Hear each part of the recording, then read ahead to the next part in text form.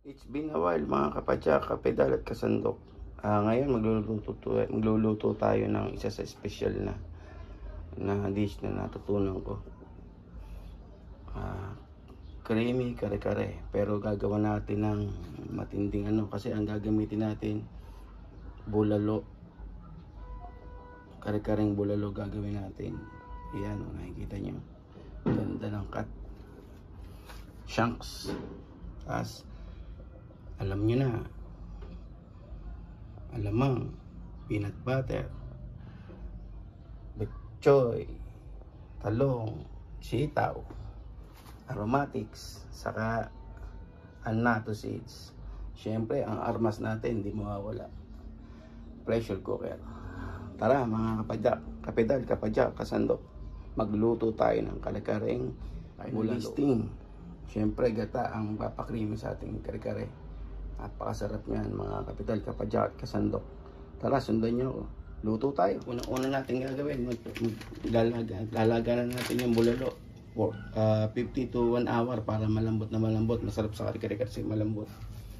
Lagyan natin ang paminta, yung natin, pag lalagaan natin ng bulalo. Beef cubes. Saka sibuyas. Itong technique nito pampalasa to kagad para pag pinalambot natin may lasa na kaagad. Sindan nyo lang, napakadali. Final listing, saka yung gata kanina hindi ko na isama.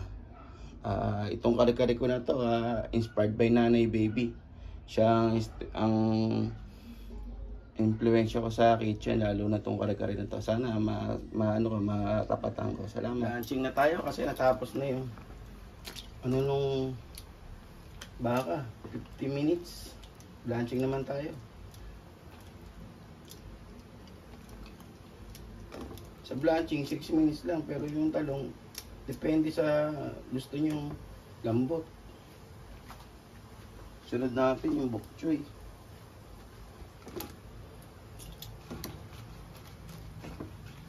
Nakita nyo biglang aalsa aangat yung pagka-green nya pag biniblanching natin yung gulay, tapos lalagay sa may tubig na may yelo.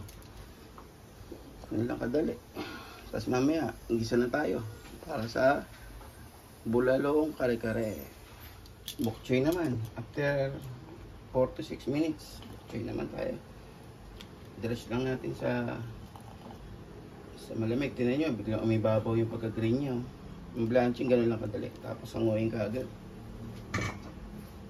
Sitaw. Basta wag niyo lang kakalimutan lagyan ng asin yung para may lasa na rin, at the same time nalilinis mabuti. Yan ang technique. Tingnan niyo yung bok choy, umangat yung pagka-green. Mamaya gisa na tayo. Ganda ng pagka-green, Mamaya gigisa na tayo. Start na tayo mga kapadyak, kapedal at kasandok. Sotay tayo ng bawang, ng aromatics.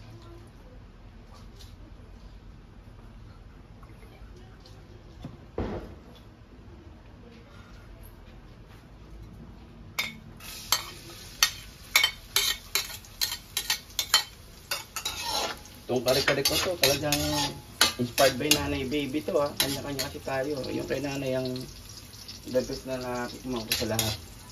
Ngayon tumapat pero malayo. Iba yung kay Nanay. Shoutout nga pala kay Nanay dyan. Kung saan man sinaraw rin, dapat masaya na siya. Sana katabi na niya sige. Kung may kapal. Miss na miss ka namin, Nanay. Ito ang iniwan ng kaming legacy, kare-kare. Salamat.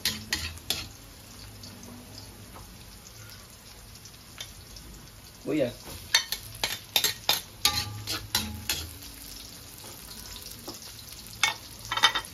Pag siya naglagay ng sibuyas, talaga madami. Lagay na natin yung pampakulay. Pwede. Lalo lang.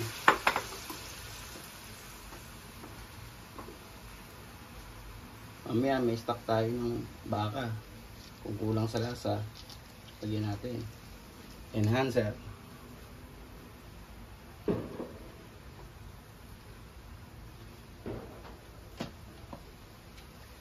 Siyempre, pisos.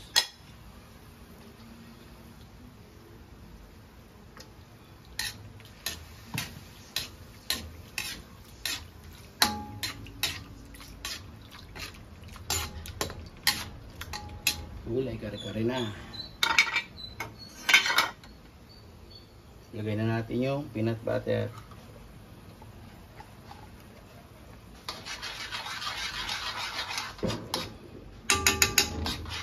Ako minsan din ako gumagamit ng celery kasi ang pinanglalapot ko talaga itong peanut butter. Nabibili lang to sa bakery. Mas maganda hindi sweeten para hindi siya matamis. Ayan, tingnan nyo, diba? Ano na siya kagad? Lapot na, diba? Ilagay natin ngayon yung sikreto ni Nanay Baby. Ang gata. Ito na, lalagay na natin. 2 gata to.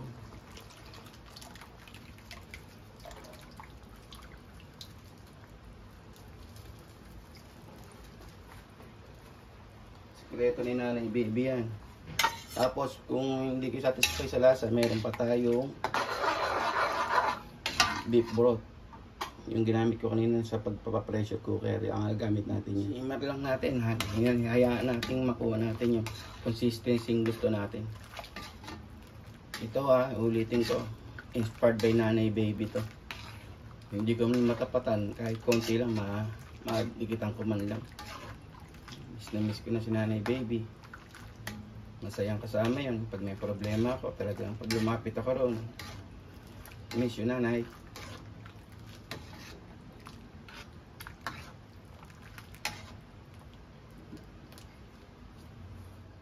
O, kuha na natin yung consistency yung gusto natin, no?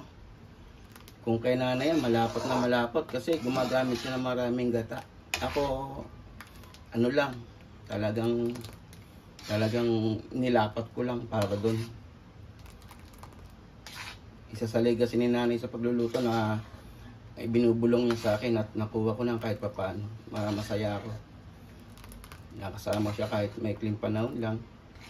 Hindi totoo yung biyanan ng kalaban. Hindi. Iba siya. Mabait na biyanan niya.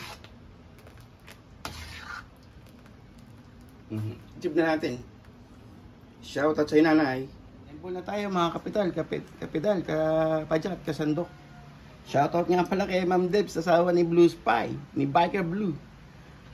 Tikman mo to, ma'am. Isa to sa mga best kept secret ni Biker Chef. Sana. Sample tayo.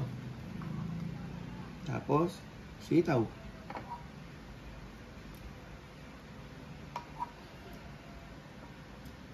Binilunch ko na yan. Nakita nyo naman, di ba?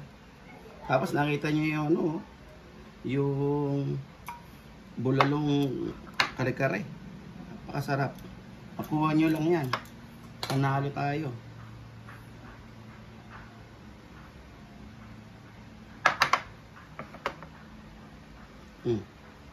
Tarap na natin yung sauce.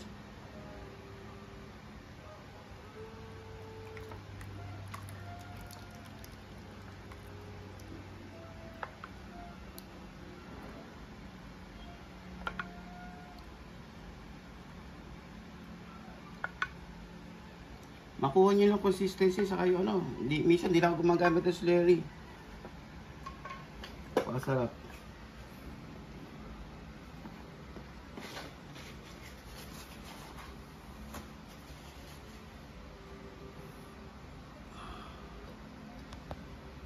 Enjoy nyo lang, napakasarap na to. Kasi na-enhance ko na, tapos nakuha ko pa yung technique ni Nanay Baby. Sana dikitan natin.